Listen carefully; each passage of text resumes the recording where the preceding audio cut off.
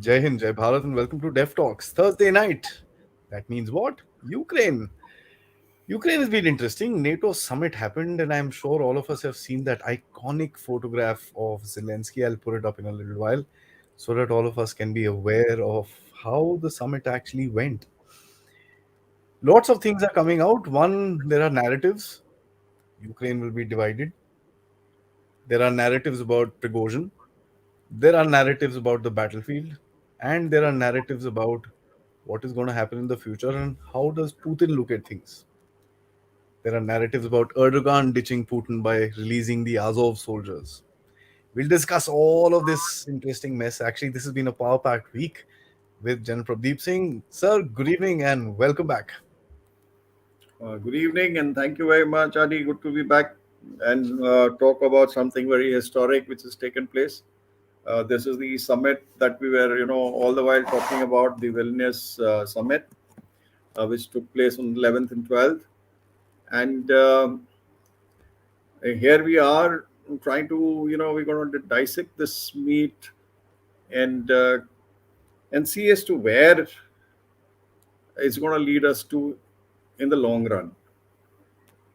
The NATO summit, which has taken place in Lithuania, has been something which everybody has been, looking forward to. And more than us, it was President Zelensky who was like a small baby, so excited, and was a little cross at not having been invited in the proper manner, and made certain remarks uh, and tweeted, which of course was not taken very well by the allies or the NATO allies, if I may say so. So that is all that we have been through. Then of course Zelensky was there in the meet, and we had some strong statements made by the Secretary General. There were a lot of bilateral meets which also took place in the sidelines. So the crux of the entire meet has been there is no NATO entry for Ukraine as of now. I mean, that's the bottom line. And they've given an assurance, so to say, yes, Ukraine will be a part of NATO after all the conditions have been met. And what the conditions are still not known. When will they be met? God only knows. They promised, of course, they promised the forming of the Ukraine NATO Council, which is happening now. I just want to, put all the listeners a little wise, viewers a little wise. Way back in 2002, there was a NATO Russia Council which had also been set up, and that died its death over many years. And now we shall see as to what the future of this NATO Ukraine Council is and where it will lead to. Of course, they've made promise of about $500 million being, guaranteed to Ukraine every year. So this is the only guarantee, perhaps, that they've got in real terms, as far as money is concerned. They have the NATO has promised to continue to support Ukraine and be there with them all throughout, till, of course, with it comes with a caveat, till the last Ukrainian, uh, which they had spelled out long time back. So Ukraine will continue to fight with the hope that it will be let into NATO. It will be supported by training of F-16 pilots Hmm. by 11 countries. They have decided to that consortium, they're going to train the F-16 pilots. Germany and America, they've pledged more weapons. Now we've had Germany pledging about 700 million euros again for the war, whatever fighting that is happening to Ukraine. They promised 25 odd Leopard tanks and 40 more RT pieces, some air defense systems, and all that. In addition, you've got, I think, Spain promising some long-range missiles to Ukraine. So all these promises have been made, and let us see as to where it's going to lead Ukraine to. If I were to look at overall what Ukraine really gained out of this, as we had spoken last time, they only gained a little bit more of sympathy. I think not more of sympathy; they lost a bit of sympathy because of I think that, yes, sir. yeah. If you see that famous photograph that has come about, our friend Zelensky was standing alone when rest of everybody was engaged in conversations with each other.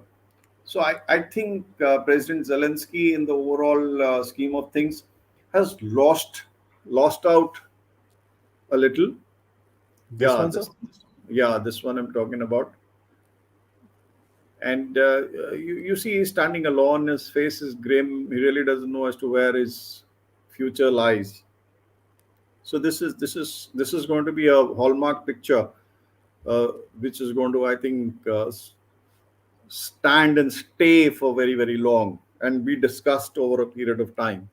Uh, And look at the other one, sir, which is on the bottom left. I mean, yeah, I mean, look at yeah, his face. yeah. So, You, whatever I said and done, this is the, by the way, these are the kind of memes that are coming out.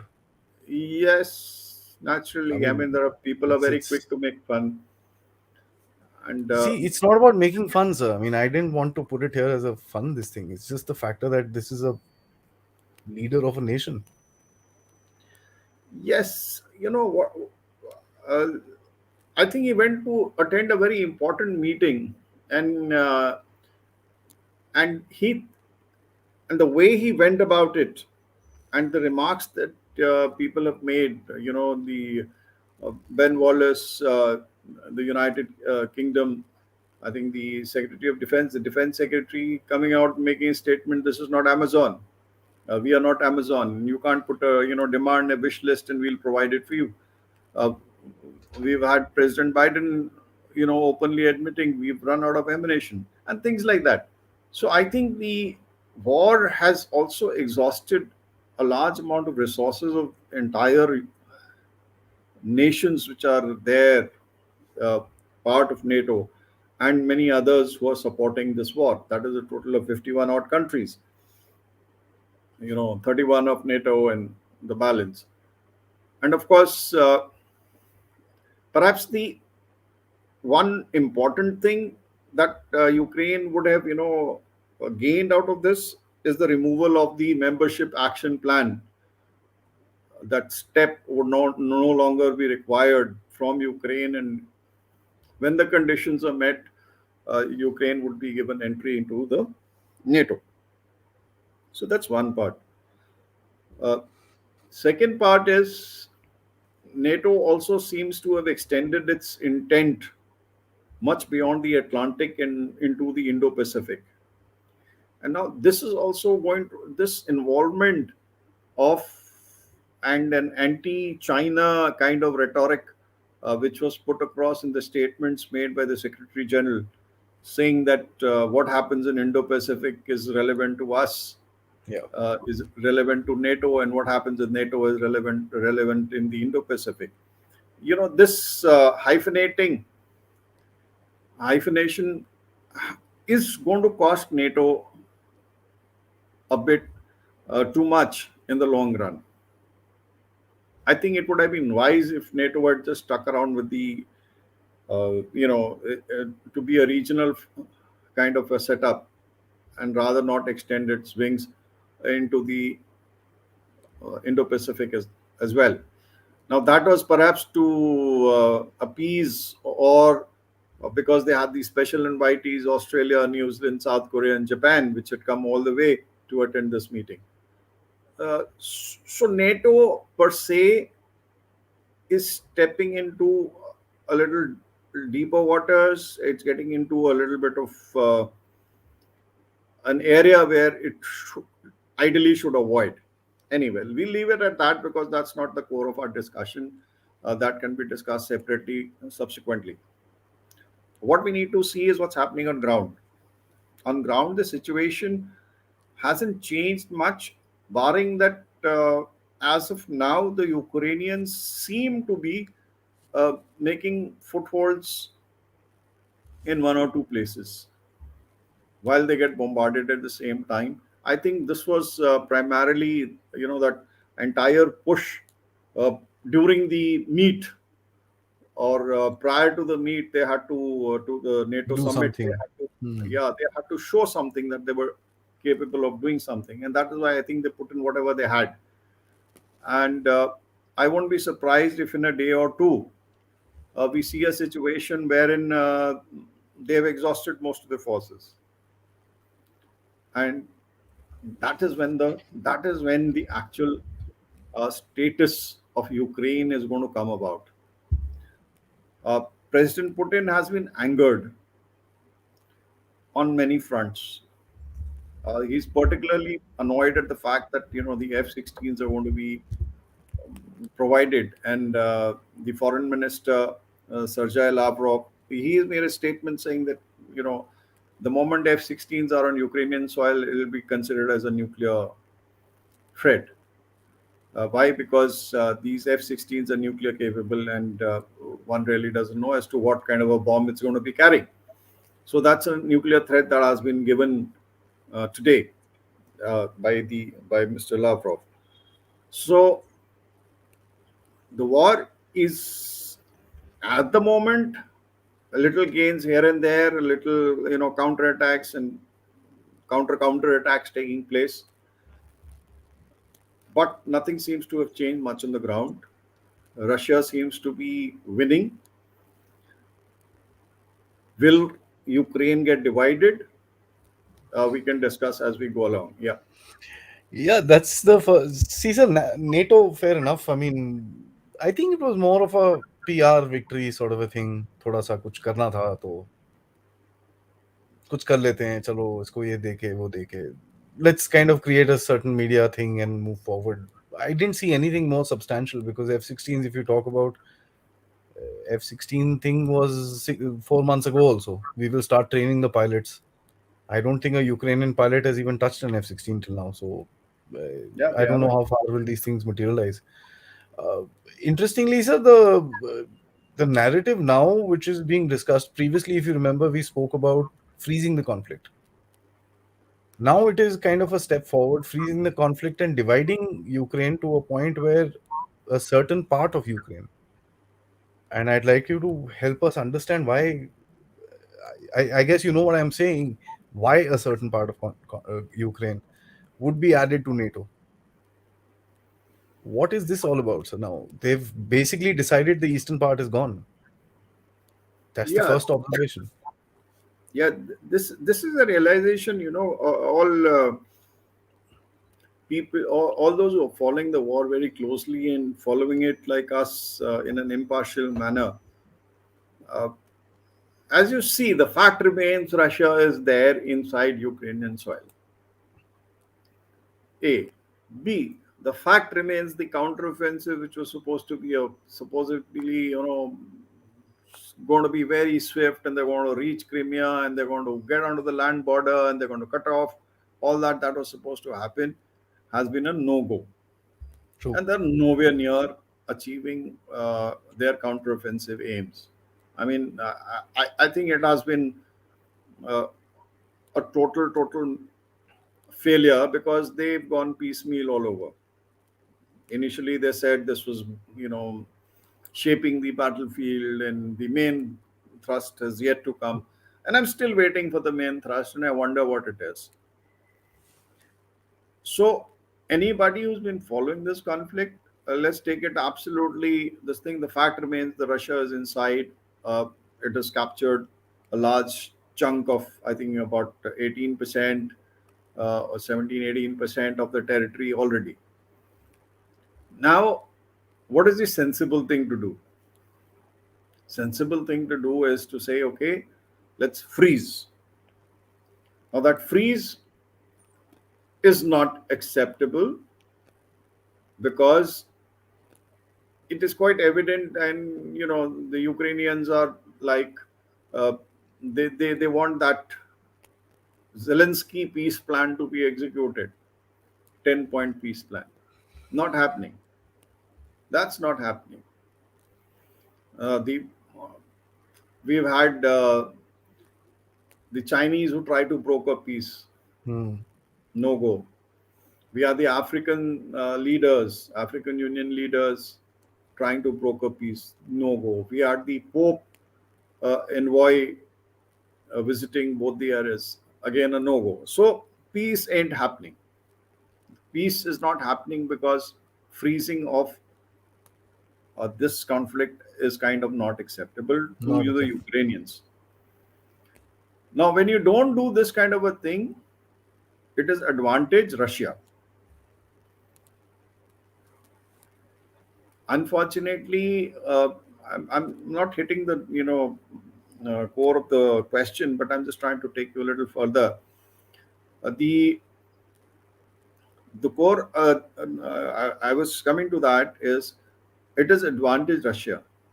Unfortunately, NATO and even the statements made by the Secretary General of NATO, Stoltenberg, is that we will continue to support Ukraine so that it gains maximum territory, recovers. Just note this statement. If you, I wish I could play it back. I can actually. He says that we will continue to support Ukraine and assist him in get regaining maximum territory so that they are at an advantageous position during the negotiations.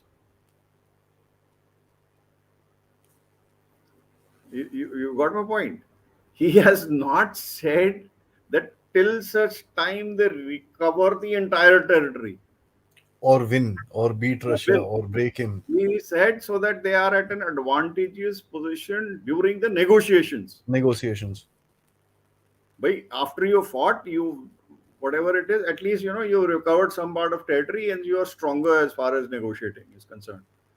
So if you read in between the lines, they're also looking at a compromise situation,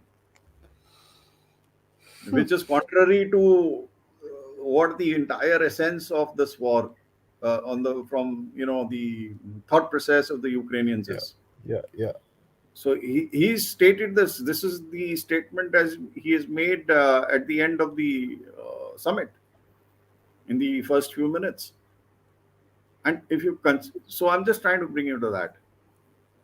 So now what happens? Say that negotiating table is reached, and whatever the war is to be brought down, and there is a line drawn, and one part of Ukraine is now the Ukraine gets divided, and the part which in, is with Ukraine, and the other part is with Russia. The part which is with Ukraine, it goes into NATO, and they want to follow that West Germany, East Germany model which they have suggested. The basic point is this kind of a model can only be accepted once the war is over. War has been frozen, ceasefire has taken place, and it is accepted. And I'm saying it is accepted that these are two separate areas under different controls. Hmm. Most importantly, yes, sir. When you look at East Germany, West Germany, they were independent entities. FDR and GDR. Yeah. Yes, they were independent entities and they were being governed independently. Of course, the Berlin Wall, all that happened in the Yeah. United. That happened after so many years. But if you want to follow that model, there has to be an acceptance in the world that these entities are different. Yes, then we can talk about that whatever is there in the West is part. NATO can be absorbed in NATO, and the rest we will see when it happens. So this kind of a talk is going on. Then there was this another model they're talking about is while the war is on, let's take the part which is with Ukraine as a part of NATO. So this was also suggested. As we have seen, the summit is over. There's no guarantee. So this ain't happening. If I may just put it, these these kind of statements came about and were discussed prior to the summit. Correct. Washington Post and all discussed this prior to the summit, and they were suggesting such models. But that is not happening, and it I hasn't think, happened. yeah, So now Biden we roughed it out. yeah now we put this out of our heads and put it at the back burner. Yes, this was a model suggested, and thank you very much. Not being followed, not happening. So what is happening now is the war will continue at whatever little pace. Uh, Ukraine will continue to fight. They will try and gain every inch of territory back as long as it's backed by weapons and And they made a statement: as long as we continue to support and give them the wherewithal, Ukraine will be able to recover more and more territory. Not knowing the amount of territory, the amount of weapons and equipment which is going to get destroyed. The whole aim seems to be to tire down Russia. Which They ain't think that happening. someday Russia will tire down and say, raise its hands and say, "Thank you very much. I've had enough. I throw in the towel." Not happening again. Well, if it's not happening, then what is going to happen? The military-industrial complex will continue to gain. The share prices will continue to rise. The Europe will continue to go down into deep into recession. Yeah. America's problems will continue to rise. Domestic issues will continue to rise. So all that is happening is karma. The sanctions are coming back to roost. So all these things going to happen. Now, when it comes to splitting of Ukraine, since the today we're basing our discussion on splitting of Ukraine, I'm looking at trifurcation of Ukraine. Hmm. I'm not looking at bifurcation. I'm looking at trifurcation. Their vested interests, Poland and Lithuania, that combine, is looking at grabbing Ukrainian territory on the garb of that we also want to jump into it. We will fight this battle. We will fight the Russians. We will not let them come into our territory. So we will fight them in Ukrainian territory, right? In the bargain, they will take over certain areas which were, traditionally theirs. 300-year old. Yeah, I mean, about 1,000-year old story. And they will say that traditionally they were our areas, and so we will go and sit with them and we will protect ourselves. Good idea. But what does that mean for NATO? What it means, these two countries are a part of NATO. Yeah. They can keep admitting that we are doing this on our own and we are not doing it on the behest of NATO. But the fact of the matter is, you are NATO countries. And that logic doesn't apply. That we are doing it on our own and for our defense of our own country. Very So, important point. the moment that sort of a thing happens, willy nilly, NATO has got directly involved in the conflict. I mean, What if it directly. says I don't want to? No, it says I don't want to. These guys will continue to say that we are not doing that on behest of NATO. We are doing it on to safeguard our own interests. But as far as Russia is concerned, I'm so sorry. I mean, if I'm Russia, the fact is that you are NATO countries. You either give up your membership and then do what you want to. Yeah. So this sort of a thing is going to happen, and if that happens, then you're spreading the conflict into a different sphere. Yeah, yeah. It's a whole new war. That will be a direct confrontation between NATO and Russia, and Russia will view it as such.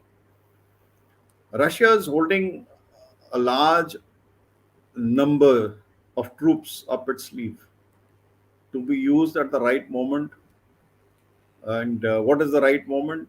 Well, I would say that moment has not come in now. Let's see what happens in the future. Yeah. Wow. That's trifurcation. I think somebody should give a call to Stoltenberg, sir, because funnily speaking, and I'm going to say this, I say this last 2 weeks, I've been saying this, sir. आप बोल रहे हो और गड़बड़ चीजें हो रही हैं. So, I mean, guys, I wanted my next point, and I'm sure you've seen the laughing face of Prigozhin on the thumbnail. There's a reason I put that laughing face and Putin smirking and him laughing. And the news is that Prigozhin met Putin. They had a 3.5 hour long meeting with 34, 35 of his officers. They had a very cordial meeting. He's roaming around freely in Moscow. He's been photographed. He's attending parties. He's this and that and the other. And the Russian army is now renewing the contract with Wagner from August. And he's supposed to be back in action. What in the world happened, sir? Yes, let's talk progression. Let's talk Wagner. Well, today's news is, open source intelligence. We call it OSINT. What it talks of is that all the weapons of the Wagner forces have been handed over to the Russian Mhm. Ministry of Defense. कहानी में twist. A good idea. Now, I'm going to I'm going to go back to my theory that this whole thing is a deception. This mutiny, so-called, was a deception, and I still continue to believe that this remains a deception at a very, very strategic level. Now, you ask me, sir, there are reports. I mean, there's a UK general who's come about, and retired general like you, who's come about and said Ferguson could be dead and he could be behind bars and he could be jailed and all that. Well, maybe he's right, maybe I'm wrong, but my theory is plain and simple. You got a camp which has already been prepared in Belarus to house the Wagner forces. Yeah, Lukashenko has invited these guys. If I were a country not in favor of all this, I would not invite trouble into my area. absolutely. If I were in my senses, and if I did not have, if there wasn't a motive, I would say thank you very much. I don't want these tactical nuclear weapons, and I don't want these, ragtag force, loose cannon kind of people, cannon fodder. I don't want them there. I don't want these convicts on my soil. But no, there is a camp which is already prepared.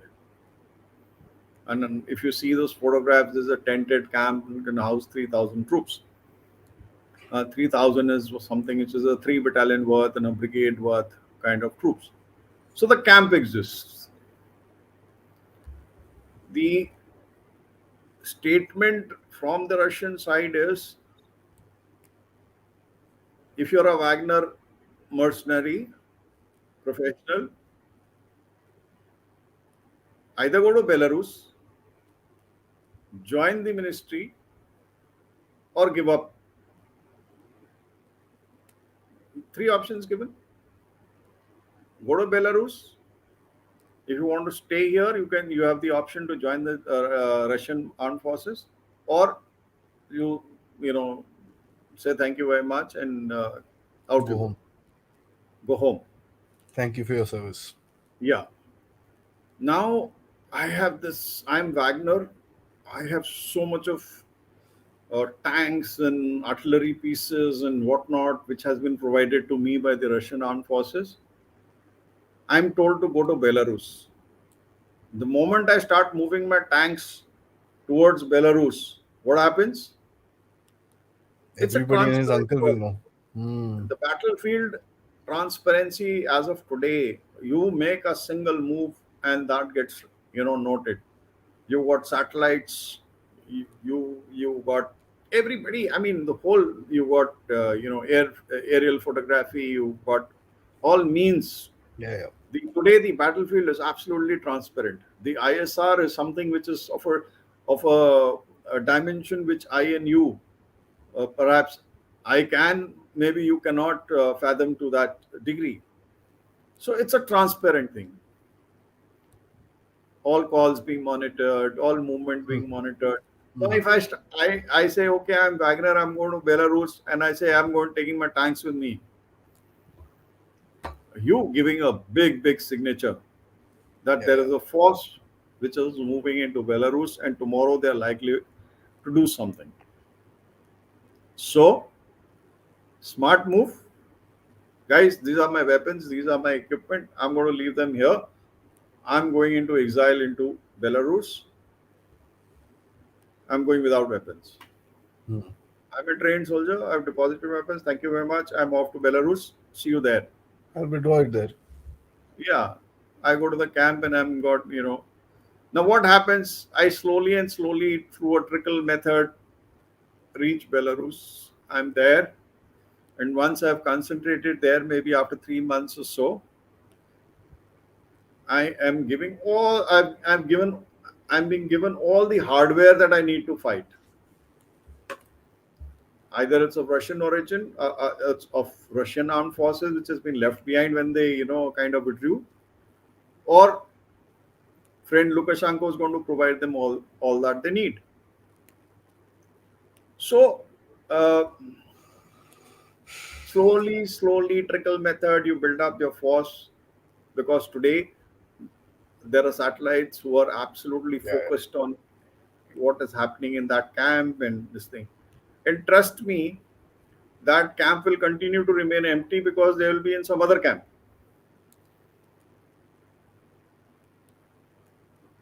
You understand? You created a camp. That camp is going to remain empty with a few trickle, and the actual thing is going to be happening somewhere else in the jungles. I Concentration mean, is a going to be fiend happening. on top of a fiend on top of a fiend on Yeah, top yeah. of a So, fiend. so that's my theory. And Quite probable, sir. yeah, I may be wrong. I may be wrong. I'm a total this thing.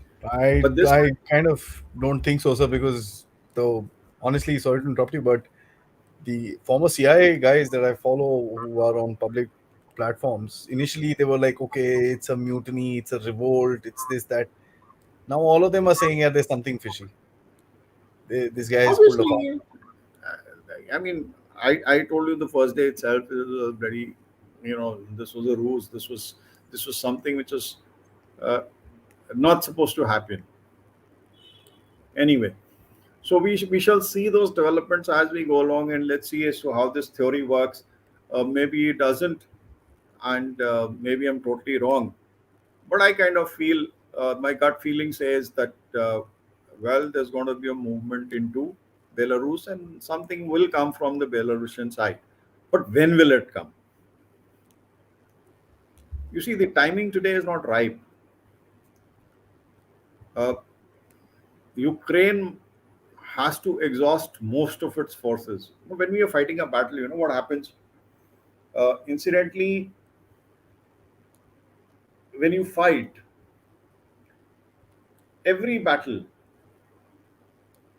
we calculate as to how much of equipment has been destroyed, how many casualties have taken place, what is his war waging capability at the moment, Hmm. what is it fighting, capability at the moment. So periodic reviews keep taking place. What is our capability? What is his capability? And you match, Hmm. those ratios. How much is he in force there, and how much is he there, and how much is he there? These calculations keep getting made, and accordingly, the troops movement also is orchestrated. So Hmm. it's, as I always say, it is a very scientific. We military minds work on a very scientific model. It's not something you pick up a weapon and you go to fight. That's for a soldier maybe, but overall, it's there's a method in the madness. So what I'm trying to say is that the war waging capability is calculated on an everyday basis. What are the ammunition stocks? What are the equipment holding? How much is destroyed? How much is repairable? How much is written off? On your own side, you calculate that. Hmm. So what is the right time to launch an offensive. All this will get calculated based on what is his war waging capability at a particular time. The moment it reduces below a particular point, You go. that is the time when you know that he'll have nothing to hold your offensive. He's exhausted all his defensive forces and he's exhausted all his offensive forces and his reserves. And that is the time that the offensive uh, counter Must to be. the counter Mm. offensive will get launched in an area which at the moment is not being addressed. You know, so that's where then this will take place. So this will take a couple of months. It's not going to happen soon. And couple of months, maybe winter, maybe next year, but it's going to happen. And whenever it happens, it will all depend on the Ukraine's war waging capability and strength. And trust me, it will happen before the F-16s arrive. I have a question in that, sir. Ukraine's Yeah. war fighting capabilities. ठीक है, मान लिया, sir. In any of the declarations now, there is no mention of Ukrainian soldiers getting trained. No, that says Previously, before this counter-offensive, about 30, 40,000, 50,000 of them got trained in Western countries, various different places. It talks about pilots. It doesn't talk about the kind of training that it happened. no, Bilaterally, some statements they had said, mentioned it, but NATO itself, no. The last time was a NATO effort, sir. no, they did mention that we've trained thousands of tens of Huh. thousands of Going forward, sir. Ukrainian soldiers. Yeah, but going forward, the fact that there are no Ukrainians left, if they have to resort to kidnapping of young people from their houses, picking them up on the streets, picking them up from everywhere, and making them fight. I mean, if you see those videos, It's the terrible. way the mother is, trying to save her son and pleading not to take the son away and all that. I mean, it's a sad state of affairs. And where are the people to fight? You can keep giving them all the wherewithal. You can give them any amount of weaponry, but where's the person, the man behind the weapon? Where are the boots on ground? Who's going to operate those equipment? Who's going to fight? If you got people to operate, but who's going to fight? That's why you have a large amount of pushing in of mercenaries. Now, Mhm. this mercenary thing is also something which is intriguing. You have European mercenaries on ground. But trust me, how do you get so many mercenaries to fight? How do you organize the mercenaries into a fighting force? I am quite kind of convinced that half these guys in the garb of mercenaries would be regular soldiers who would have from the European countries who would have Yeah. already come in. They would be, Polish Poles who would have already been there, who were already there embedded and actually belonging to the regular forces. Volunteers or yeah, whatever. No, no, not volunteers. You would have regular troops being put in. The crack troops, the special forces, they would have already been inducted as uh, most of the armies do behind the lines. So in this case, not behind the lines, in the front lines. So when you have these kind of, so actually what's happening is, in my opinion, there are regular troops of NATO countries which are already there on Ukrainian soil and fighting in the front line because there aren't any more Ukrainians left or will be left. After all, the war has to be unending. It aims at the defeat of Russia. It aims at bringing Russia to its knees. Just by equipment alone, that's not going to happen. So this is something which is worrisome. And tomorrow, the moment you find and you discover that actual NATO soldiers are on ground, serving soldiers are on ground, other than Ukrainians, trust me, the war will take a different dimension.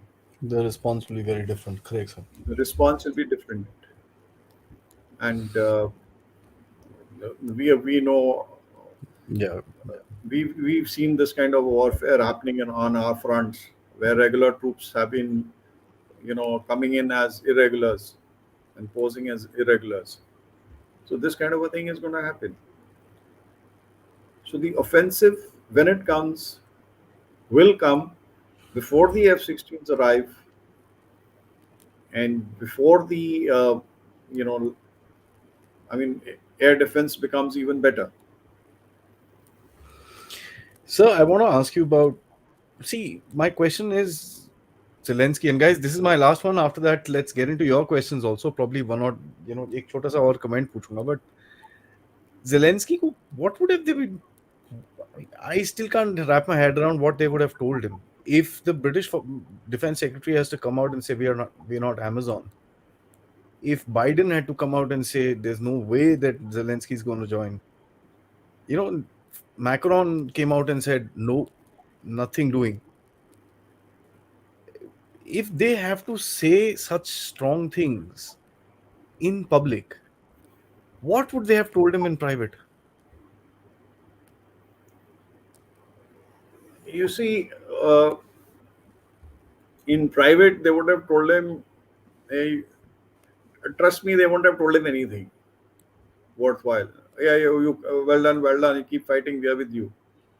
End of story. He would have asked, yeah, what about my membership? I mean, No, no, membership, you see, he was very sure and he knew about it that he is going nowhere as far as the membership is concerned. He is not meeting any conditions. There are economic conditions. There are stability of a nation. They talk of anti-corruption, all that. They had the membership action plan actually lays down various criterias, and that concern a stable nation yeah, politically, a democratic elected government. That's that. Then it talks of stable economy. Then it talks of all this governance measures in place. It talks of uh, no corruption, etc. So as far as Ukraine is concerned, it doesn't meet most of the criteria. So he knew exactly as to that's not going to happen. It was just, I think, it's like a spoiled brat trying to draw attention. That's about it. And he's looking at more and more money coming in, more and more weaponry coming in, and but at the same time, hats off to him. Is a very strong individual, I must say, to kind of lead a nation through such kind of a situation, and arrogant enough to say that Ukraine, while Ukraine needs Europe, Europe also needs Ukraine. NATO needs Ukraine as well. hmm. So that bit of arrogance is also there, and hats off to him and his soldiers who are fighting despite all odds. And let's see as to where it leads. Yeah. So, last comment on a very simple factor that you have now the Russians who would want this thing to continue. कि भाई चलने दो यार. How long? Let's see. We've sustained so far. We don't need to attack. These guys are going to crumble as it is. Why should I empty out my stocks and kill my people? चलते रहो ऐसे ही धीरे धीरे. They've as it is started, going up uh, in towards the north towards Kharkiv. They started going up. There's just it doesn't make sense to me if the West is banging his head, de-arming itself, creating divisions within, economies are falling. Keep it up. Yeah. So that's what they're doing right now. That's the wait and watch. And the conditions are not ripe to launch the major offensive that they would, or to end this war once and for all. I mean, they're very happy. I mean, Russia is very happy. Europe is going down. Uh, Germany has got all the crisis. UK is in doldrums. American economy is, crashing. America has got its own domestic problems. The elections are around the corner. You have Hungary, which is not in favor. You have, uh, a lot of these countries which are in deep shit. So Russia is having the last laugh. They're watching. They're watching the fun. They're watching Ukraine crumble, uh, and they're very happy. Let him bang his head. Let him suffer more casualties. The more troops he concentrates, uh, the more easy to get. The more troops, concentrated troops, easier to kill more. So this kind of a thing is, I think, it's a very good tactics that they're employing. How long? I think they can continue for a longer period as compared to the Ukrainians. Ukrainians have something to fight for and get killed for. The Russians just have to hold on at the moment. That's why they went into the defensive. You see, the Russians were smart. They went into a defensive mode. Okay, whatever we have got, let's ready hold it. And that's what they're doing. And now the Ukrainians are on the offensive. They're banging their heads against a strong enemy and they're getting slaughtered. And how long will they live in any case? So that's a very good uh, way of holding on and letting the opposition crumble. That's how it is happening, laying out exactly the way you just narrated. Yeah. Guys, let's get into your questions. I mean, it's amazing. It's there's just so many questions popping in my head because it's none of this makes sense. Let's first, none of this makes sense. None of their actions make sense. None of Zelensky's action makes sense. It's a So lost what cause. I what think could they'll, what could make sense? I don't. So this entire war doesn't make sense. You're killing your own self. That's right. You actually, this is harakiri. Yeah, thank you. I just couldn't find the word. It's harakiri. Yeah, This is harakiri. it just doesn't make sense. You've created a fool out of yourself. I Actually, mean, they've been led to this situation. And Boris Johnson is the guy who should be tried for war crimes. sir, there has to be one guy in Ukraine. I am sure watching so many videos on YouTube saying, "यार, कुछ तो गड़बड़ है यार." I mean, There is apparently no sane voices in Ukraine. That Ukrainian, the only strength perhaps which is coming out amongst the Ukrainians is their will to fight for the nation. oh yeah, that. I mean, You got to commend them for their bravery, for their all that stupidity or absurdity whatever. or I mean, they're whatever still you ready want to to call go it. up. Yeah, yeah, yeah. Yeah, and hats off to the Hats off. the families and the women folk who have left, and the elders who are no longer there, or elders who are still hanging on over there. So hats Tough off people, huh? to, Tough yeah, people, sir. very tough, and hats Tough off to people. them. Yeah, yeah, yeah. That one thing you must give it, especially the But women with young children. Their where is husbands it are dying. leading? Actually, two guys need to be tried out for war crimes. One is Johnson, who pushed it, and second is Zelensky, who's pushed all his people uh, to Disaster. actually uh, get slaughtered when he could have avoided it. This is a totally avoidable war, Absolutely. easily avoidable war. Absolutely. Absolutely. Very sad. Anyways, what can we do but analyze and learn from it? Because these are games people play for larger ulterior motives, for larger geopolitical motives, as Sir has been saying, and I've kind of, substantiated myself as well when I read a lot about what's happening in Europe, that this war was targeted at Europe. It was not targeted at Russia. This Not was a sorry. war to weaken Europe. I mean, and I've put my neck out and actually said what's happening in France is also a listen, dude. Calm down. Stop saying BRICS, this, that. I'll talk to Putin. I'm not ally, not vassal. You are a vassal. Calm down. This is what we can do to your country. And I've said this very clearly with a complete timeline as to how I've come across with this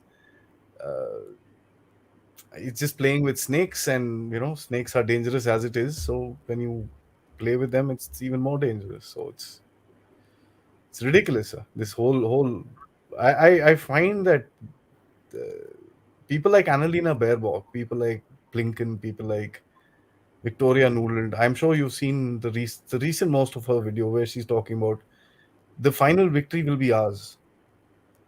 Yeah, they believe it. They kind of believe it. I don't know. I don't know in what kind of a world that they're living in. Anyways, let's get into the questions, guys. Before I do, we got close to 300 plus people watching. यार like शाइक कर दो यार, कितने likes हैं? Let's see. Like is very critical so that we reach a larger audience. First of all, that. Second of all, thank you all for making us 28,000 strong as a subscriber base. Thank you so much for a lot of the people that have joined in recently, and it's really nice to see the channel and the work growing. And all credits go to Sir and many other speakers who come across and give us very factual and interesting information. So yeah, like the video, subscribe more and more so that we grow even further. You can contribute through this QR code right up there. I made it a little bigger because I was getting a lot of complaints that people can't scan it. And you can send in some super sticker or a super chat or join in as a member as well. First question, Ishan, thanks so much. Jay, sir, now at Russia is able to mass manufacture their Kinzals. How do that change? How do that change the arms race in the region? Yeah. You see, the this question is very pertinent because today even the United States is looking at ramping up their production by 6 times. They have, of late in the last 2 years, spent $2.5 billion in production of their, towards their military industrial complex. They're looking at they're at the moment their capability is to produce 14,000 rockets, correction, rounds of 155 mm, and they're aiming to make it to 28,000, and then subsequently in the next I think 2 odd years, and then subsequently they want to make it 6 times. So this kind of a race is already on. As far as Russia is concerned, the Russian production, you see, the beauty of Russia is it's a single nation fighting a conglomerate. Hmm. And I was reading today, there are no indications to say that any ammunition or arms manufacturing company in Europe has ramped up production. There is no indication. It is only the United States which is talking of, going 6 times. So there is an arms race. And when it talks of Kinzals, the hypersonics, as far as the US is concerned, the US is way. I'm sure they've also speeded up their R&D and the production and all that after they've seen this. So the race is on. The whole thing, the entire war is about the military industrial complex. So if you want a Kinzal, you want to beat the Kinzal by a sophisticated air defense system. Today, that air defense system, when six Kinzals are fired, maybe it can take down four, but two will get through. So you need to upgrade your Patriot missile systems. So that upgradation will take place. You can, so this kind of a thing is non-ending. Even the Iranians are talking about their hypersonic missiles, which they claim will not be intercepted. And these kind of things are happening. The world today, India is also talking about. I mean, the statement made as that our BrahMos missiles will also not be able to be intercepted by S-400s. So this kind of a thing is on. And as President Zelensky had stated, and it's not my statement, saying that this Ukraine war is the best testing ground for all the weapons of the world. I mean, what a foolish statement to make, but he made it. He says, I'm giving an opportunity, my countries are giving an opportunity for all weapons to be tried out here. I mean, that's what he said. The point here is that courtesy the effectiveness of the Kinzals and courtesy the drones warfare and the anti-drone, warfare, this has actually become a testing ground, and this is ramping up, or this is kind of leading to an arms race, which is going to be never-ending. Yeah. Ishan, once again, thanks, man. Thank you so much for your contribution. So, how does Ukraine getting hands on cluster munitions change the things? Is it going to make things even worse for them? May I add, sir, is this the new Wonderwaffen? Yeah, I mean, I'm sorry I missed out cluster munitions because this is the No, no, I read there are a couple of other questions on the same line, so I said, "Chalo, theek hai, we'll no, no, talk about it." I should have spoken about it in the very beginning. It was on my mind because somehow missed out. Well, cluster munitions. A, they are banned. B, cluster munitions being provided by the United States are not the latest ones. They are the ones which are lying and decaying. Vietnam era. Yeah, so they are the ones which got I think the current rate, the failure rate is about 14% or even more.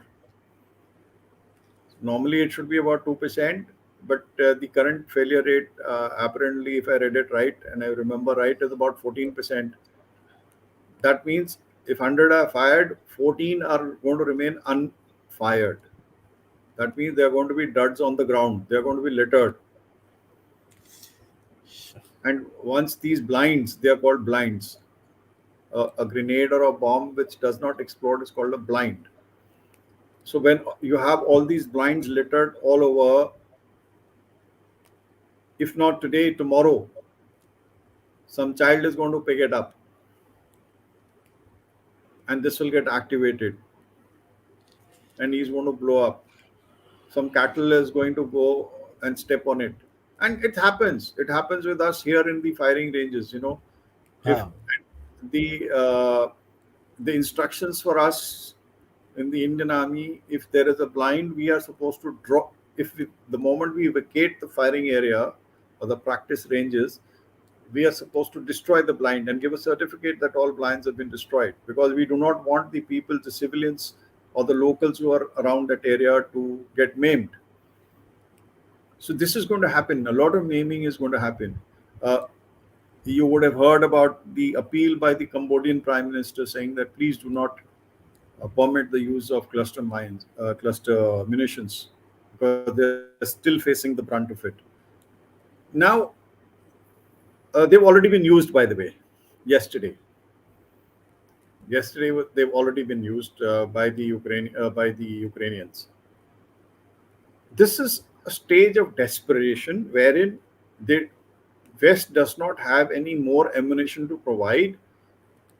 We can't provide you 155, so please say cluster munitions. At least we're giving you something that you can destroy. fire karo. Now, now, the statement made by the Russians today, and I'm talking today, is that if the West and the NATO is going to use, or the Ukrainians are going to use cluster munitions, So will we. we shall also use cluster munitions. We also have them. So imagine Right. a territory, an area which is littered with blinds, which can take off whenever it feels like, whenever somebody steps on it, or gets this one gets a little agitated, and this one takes off. It's going to take years and years and years to clear up this area. So it is making, and as far as destruction is concerned, uh, you know what clusters are? They're what pellets. This is a big container. In a container, you put different, small pellets, and then these get, uh, Chopped. when it explodes, these get scattered all over, and then they when they hit the ground, they explode, and a larger area gets covered. Well, things are going to be worse. Not today. Today you are in a battle, but tomorrow, yes, definitely things will be bad. Does it damage armored vehicles, sir? Nada.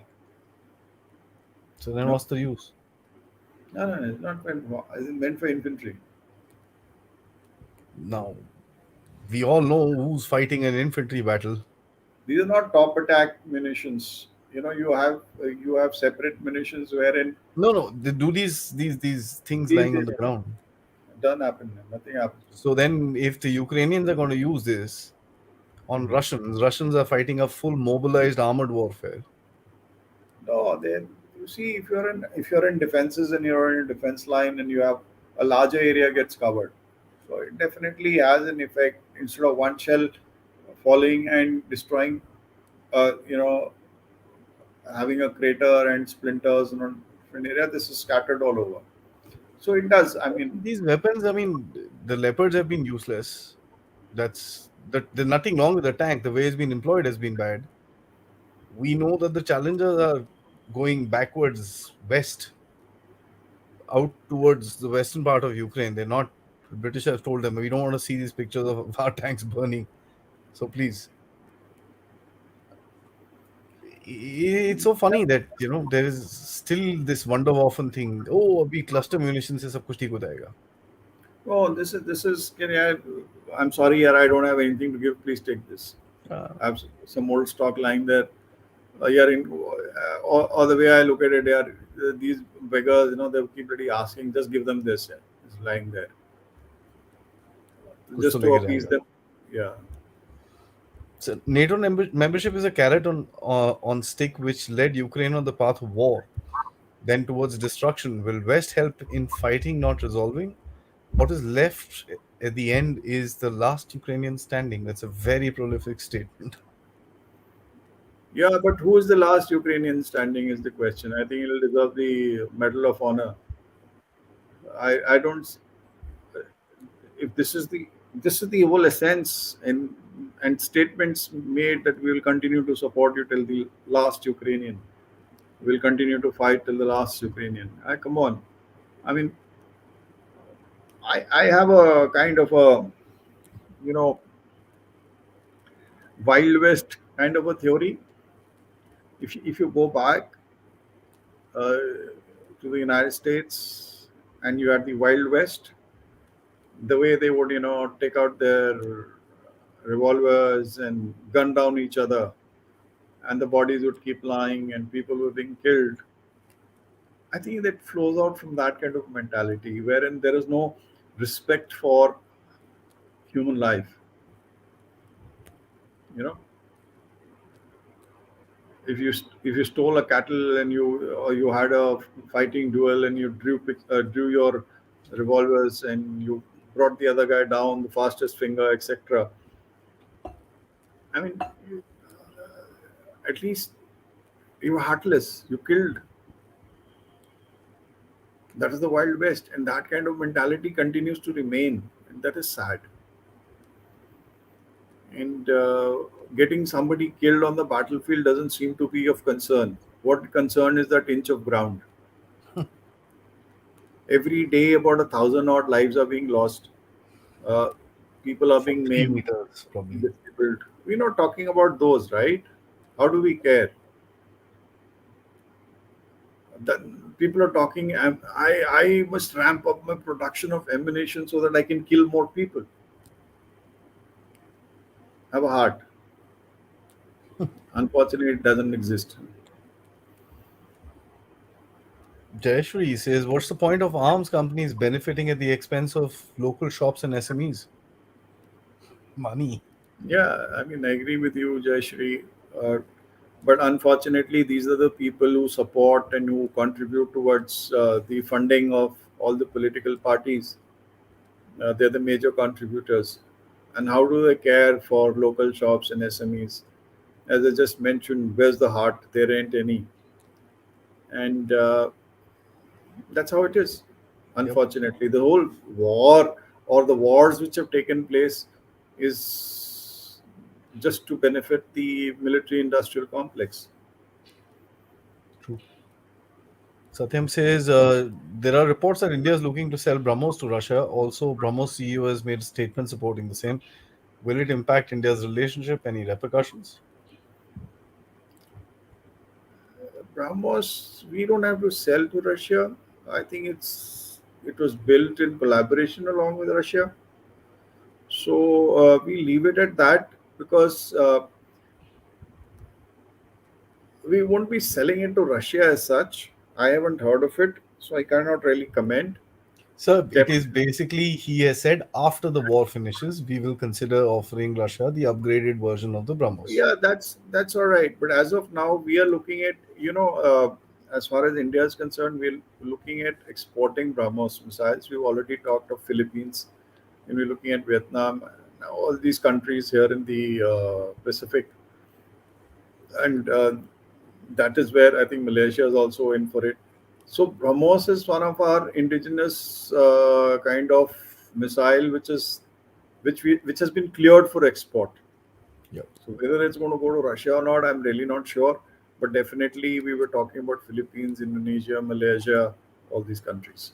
Yeah, but those missile exports, if I may, sir, are under that act, right? You can't sell beyond 280 kilometers or something like that Yeah, range. yeah. No, no. That again, you see, all these come with a uh, Caveat. limitation. There is a caveat. There's a limitation. So Yeah.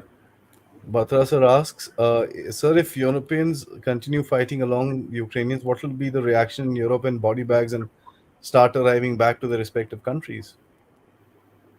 Yes, that's it. That's when we'll come to know as to where how many Europeans have gone, and you know when such a thing happens, the families also are also aware of the fact that our son, brother, or family member is fighting, and these special forces guys, special operations guys, they operate like that, and the families are well prepared. And so is the case here in India. When we join the armed forces, uh, you know, the strongest person who lets you go is your mother. So you go fight for your nation. I'm there. So as of today, we haven't seen this kind of a thing happening, but I'm quite sure that these people are, as it is. Uh, uh, you may have read about this, Jagpreet, about how the Americans were allowed to go. There is this theory which is floating around about Mariupol, Azov. of Azov. In these underground bunkers, there were a large number of Americans. The story goes that uh, to save the Americans, Mariupol had to be surrendered, and that was the deal. If you allow us to take away all our uh, people, then you can have the city. So this is the arrangement which actually happened. So it's not very strange that there are no people there. There are people there. After all, if I give you a weapon, you don't know how to fight with it. I have to put somebody who's going to assist you. Yeah. I can't send in a regular in uniform, but I can tell him I can delist him from the military and make him go as a civilian. Advisor, or make him join the CIA. Yeah, and pay him 100x, and then he goes. Obviously, he tells his people, "I'm going, and don't ask me where I'm going. If I don't come back, don't cry for me." Yeah, What kind of a business is this, sir? that's The whole European countries and NATO is dancing according to the terms of Uncle Sam. The only agenda is to sell arms at the end. It's business, typical USA plan. absolutely fully agree with you, Zest. Uh, all vassal states, all playing to the tune of the United States, and US's plans are much more beyond Ukraine. So we've discussed this earlier, So, but that's how it is. Amrik says, what will be the effect of this war 10 years down the line on the European economy? Good one. European economy is going to go down and down and down, and that's where if the war continues the way it's going, you're going to be in deep trouble. And as I've stated earlier, the entire geopolitical, geoeconomics, geostrategic sphere is going to undergo a total change.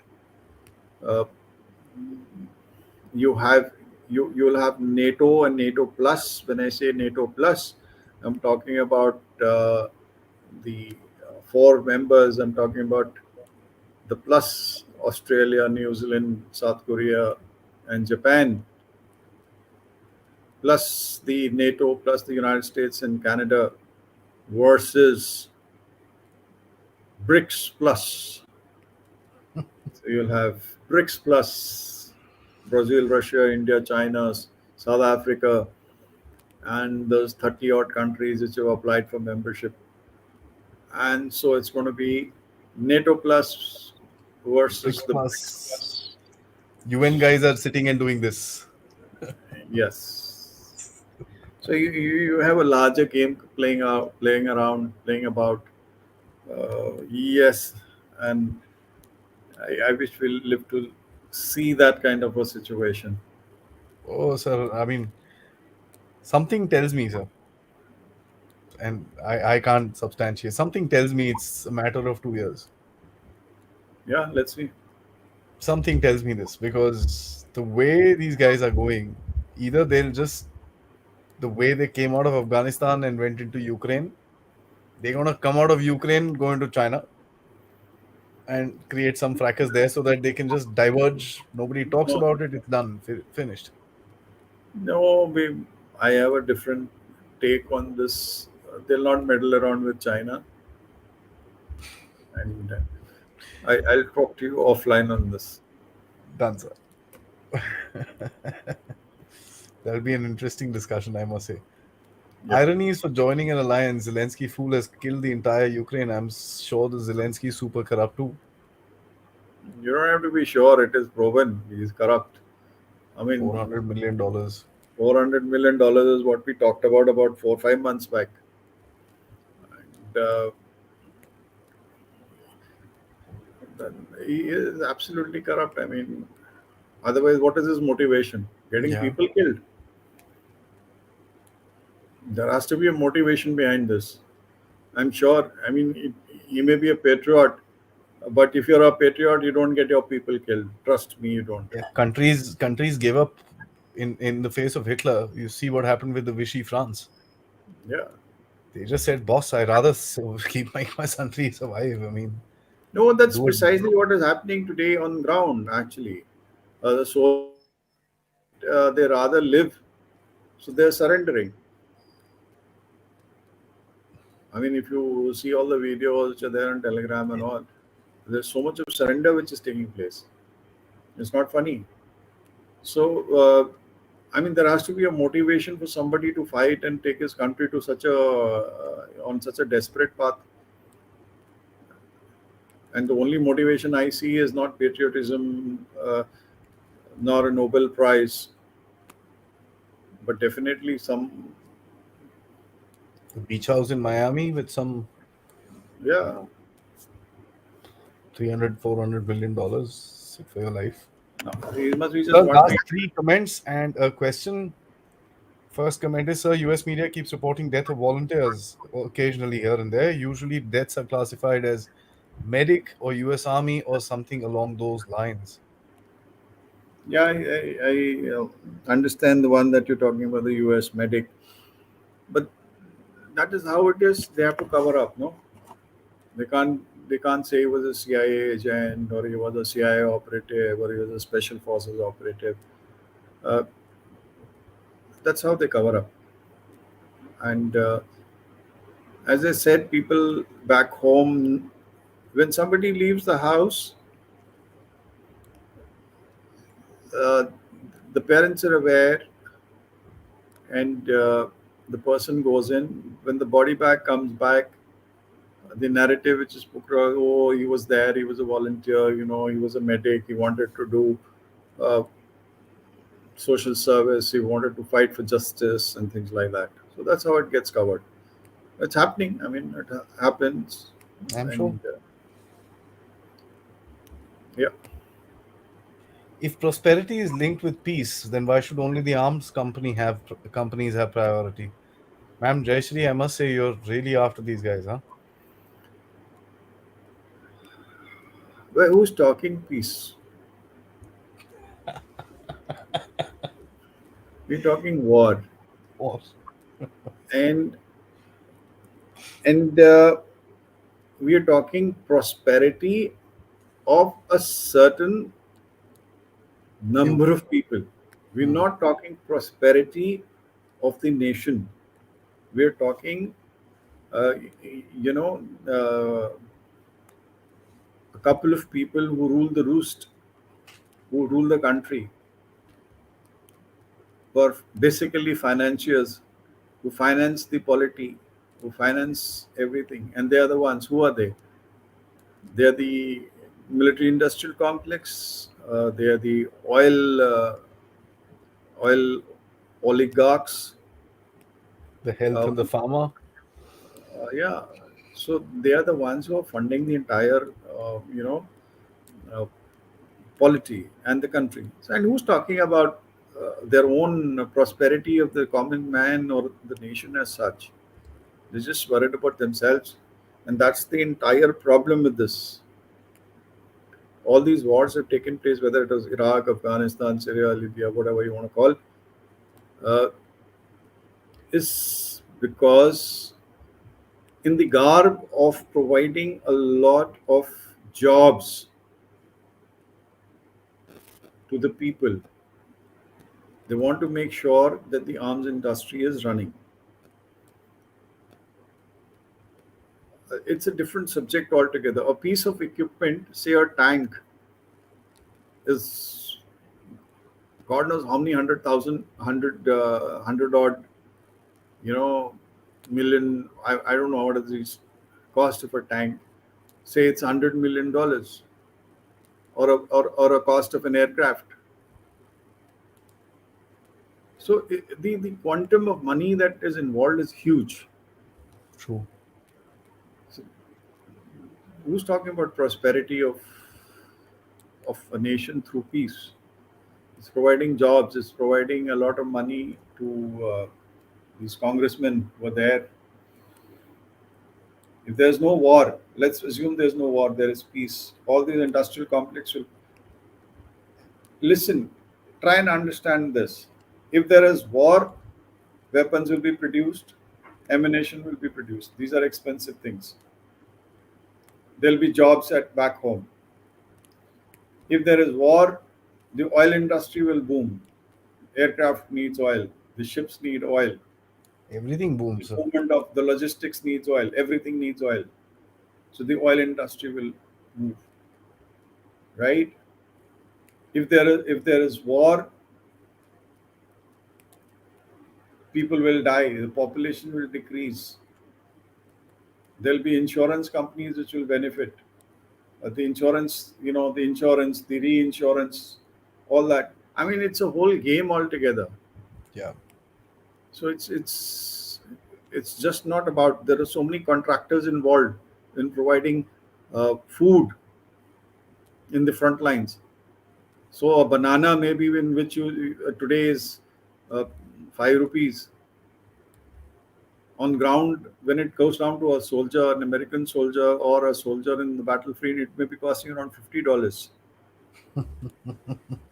So that's the kind of range. Yeah, sure. India में भी तो हुआ था ना Commonwealth Games. We bought what toilet paper at some $18 or something like that. So yeah, it happens. Systematic corruption. Yeah. You know, one egg when it is dropped for a soldier by air, you can imagine the cost of an egg when it has been given to a soldier in a remote area and it is dropped by air. It is packed. It used to be. Nowadays, things are much better. In old days, eggs used to be packed in atta boris so that when they hit the ground, they didn't burst. And you can imagine what was the cost of an egg, which is those days 10 paise, and today, I mean, by the time it reached a soldier, it would have cost the exchequer about 10 rupees. Correct. So it's a complicated thing. So this one. Great program, thanks. I just wanted to ask how Russia will be able to absorb all this Western high tech weapons and how much after this war Russia will be able to modernize these weapons. Russia's way ahead. Kinzhal has proven it. I'm going to reiterate. Just remember, while NATO was a fancy organization, North Atlantic Treaty Organization, people were generally, yeah, we're going to, we are meant to fight Russia, and we are a deterrence force, we are a defensive force. Because we are around, we deter Russia. And what was Russia doing all the while? Building up. Building up, preparing its technology. So, to firstly, l- let's get it right that the Western high tech may not be so high tech when it comes to Russian in certain fields. When it comes to many, to the maybe the weaponries, it may appear more rugged, it may appear crude, but trust you me, they are not far behind. They are equally at par, and They're Russia will coming out. continue to develop. They're coming out to look like there's. I You mean, see, they're there's a they're difference. designed for war. Yeah, there's a difference between China and Russia. China lacked the technology. Okay, so what were they doing? They were keen to get American technology and develop on it. Where the Russians have always come out with their own original technologies. You understand that China has always tried to steal technology. Whatever it is, it's Russians, and they know how to Yeah. deal with it. Hmm. So where on the contrary, the Russians have always come up with Russian scientists have always been way ahead. Yeah. Couple of compliments, sir, for you. I'm so proud that we have such a confident army. Bharat Mata is in such good hands. Thank you, sir, for your services. Thank you, Arji. And then we have great. Thank you so much, Mr. Phoenix. Great discussions. You deserve more subscribers. Absolutely, I don't deny that fact. It'll be nice. Uh, we also have right. We had thanks, sir. Very nice program. Thank you, Amrinder, sir. Thank you so much for both of you. So loads of compliments, sir. And of course, Mr. Prasad, I don't know what you're meaning to say, but thanks so much for your contribution. It's nice to have that. So, there's just list of compliments which have come out. I've just shown a couple of them. But I must say that the analysis that we've been able to do in the shows have been appreciated, and in a little bit of a circle that I have within Russia as well. Uh, I've got to know some people who've been watching us. Uh, there is a analyst who comes on the channel as well, Maria. She's a Russian lady who uh, does shows, and she's been this thing, and she's been following what we speak. So and she's in full agreement about whatever analysis that you've done. So she writes quite a bit about the this whole game which is being played. She's based in Turkey, so more or less on Turkey-Russia relations, but. It's Yeah. been fun listening to all this. But sir, I'd actually asked this question from Tibet monk. How come all of our generals are so cool? Yeah, we all cool. Also, on a serious thought, I mean this is very very very very interesting. It's a very very complicated subject to deal with. It's not an easy subject to deal with. It's because it involves too many facets. There are 51 countries against one country, and then there's a whole lot of tigdom tagdam in the middle, and it's just the factor that we don't realize how complicated this is because we just look at it as Russia Ukraine war. But I think I'll take this word from you before I end the show is that uh, this war is going to change the world. Absolutely. So thank you so much Totally. for helping us see the light through this very menacing situation. So it's always a pleasure to have you, and see you next week. Yeah, pleasure's mine. Thank you very much for having me on the show. It's been great talking about an important aspect, and especially the summit. Let's let, let's see what new is going to happen in the coming week, because every week there's a new story which develops, something comes about. So thank you very much. Thank you, viewers. Have a great day. Bye. Thank you, sir. Jai Hind. Jai.